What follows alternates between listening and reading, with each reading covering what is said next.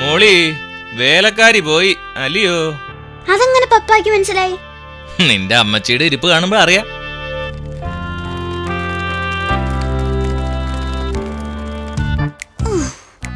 നടുവിന് വല്ലാത്തൊരു വേദന. അയ്യോ രമേ, ഇത്തിരി വേദനയാ, സഹിക്കാൻ. നടുവേദനയോ? അതിന് നിന്നോട് വെള്ളം കോരാൻ പറഞ്ഞില്ലല്ലോ. കോടാലെടുത്ത് ഒളിച്ചു വച്ചേക്കാം, അല്ലേ വിറക് കയറാൻ പറയും.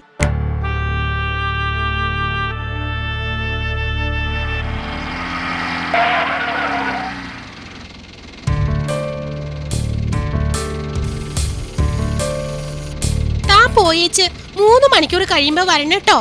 ഡോക്ടറുടെ വീട്ടിൽ പോകാനുള്ളതാ. പുതിയ വീട്ടുവേലക്കാരിയാ. വേണ്ടേ, രാജമ്മ പറഞ്ഞയച്ച ഒരു വേലക്കാരി വന്നിട്ടുണ്ട്. നല്ലോണം വേലയറിയാവുന്നവളാന്നാ പറഞ്ഞേ. വേല വയ്ക്കാതിരുന്നാ മതി.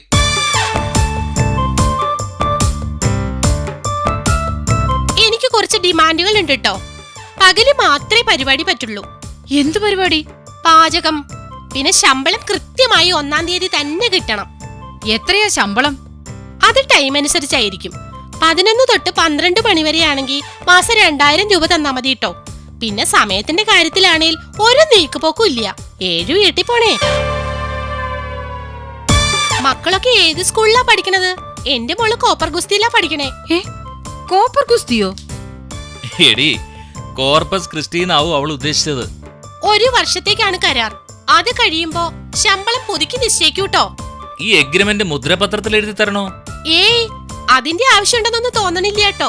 പിന്നെ സാറ് വേണമെങ്കിൽ ഒന്ന് റേപ്പ് ചെയ്തോളൂ, എനിക്ക് വിരോധമില്ല. ആ, ഞാനെന്ന് അടുക്കള കാണട്ടെ. എടി, നീ ഉദ്ദേശിക്കുന്ന പോലൊന്നും അല്ലടി. റേപ്പ് ചെയ്തോന്ന് അവള് പറഞ്ഞതേ, ടേപ്പ് ചെയ്തോന്ന് ഉദ്ദേശിച്ച.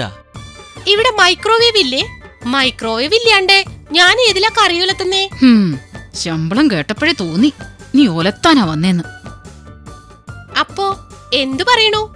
ഇവിടെ 1000 തരാനില്ല. 1000 ആയിട്ട് എടുക്കാനില്ലാലും കൊഴപ്പില്ലാട്ടോ. 500ന്റെ 2 തന്നാലും മതി. 2 തരണോന്നുണ്ട്.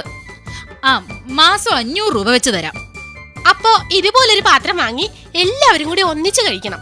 എനിക്കപ്പോ ഒരു പാത്രം കഴിയാ മതിയല്ലോ. കറി കൈവെളിയിൽ ഒഴിച്ചു തരാട്ടോ. വേലക്കാരിയുടെ അച്ചടിച്ച ശമ്പള സ്കെയിൽ ഏത്?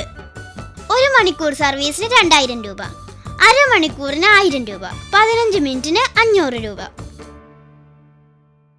അതെ, ഒന്ന് ചോദിച്ചോട്ടെ. ഈ വാതിലേക്കൂടെ കേറി ആ വാതിലേക്കൂടെ ഇറങ്ങിപ്പോകുന്ന വകയിൽ എത്ര രൂപ തരണം?